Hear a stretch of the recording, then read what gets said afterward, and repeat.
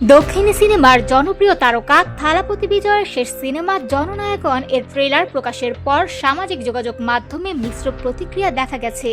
কেউ কেউ হতাশার কথা বললেও সামগ্রিক চিত্র বলছে ভিন্ন কথা। আগামী 9 জানুয়ারি মুক্তির আগে প্রকাশিত ট্রেলারটি পরিচালনা করেছেন নির্মাতা এইচ বিনোদ। ছবিতে বিজয়কে দেখা গেছে একজন পুলিশ কর্মকর্তার চরিত্রে। 2 মিনিটেরও বেশি সময়ের ট্রেলারে ব্যক্তিগত জীবন, পারিবারিক আবেগ ও রাষ্ট্রীয় দায়িত্বের টানাপোড়েনকে এক সূত্রে গাঁথা হয়েছে।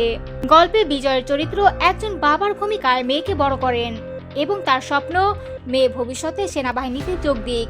তবে একটি গভীর ভয় ও রহস্য ধীরে ধীরে প্রকাশ পায়, যা অপারেশন ওএম নামের একটি ষড়যন্ত্রের সঙ্গে যুক্ত। এই ষড়যন্ত্রের নেতৃত্বে রয়েছেন ববি দেওল। ট্রেলারে রাজনৈতিক বার্তা স্পষ্টভাবে উঠে এসেছে।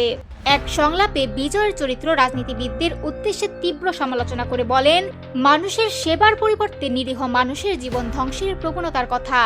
সামাজিক বার্তা ও বিনোদনের সমন্বয়ে গল্প বলার জন্য পরিচিত এইচ বিনোদের সঙ্গে বিজয়ের এটি প্রথম কাজ, যা দর্শক ও ব্যবসায়ীদের আগ্রহ বাড়িয়েছে।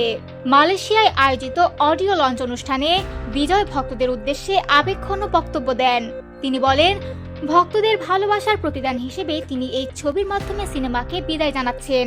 ছবিটির শুটিং হয়েছে শতাধিক দিন ধরে, যার মধ্যে বিজয় উপস্থিত ছিলেন 84 দিন।